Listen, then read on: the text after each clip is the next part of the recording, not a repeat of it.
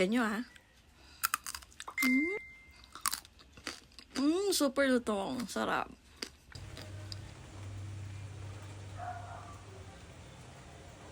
So, ayun na nga. Kita nyo naman, maulan ang panahon. Ano bang masarap na almusal kapag maulan ang panahon?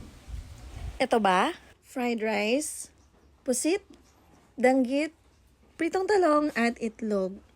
O mas gusto nyo ng pansit na masabaw-sabaw. Chinese style yan. Nilagyan ng konting sesame oil.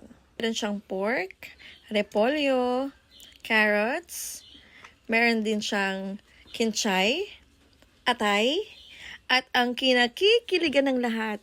Alam niyo ba kung ano yun? Siyempre, yung taba. Char!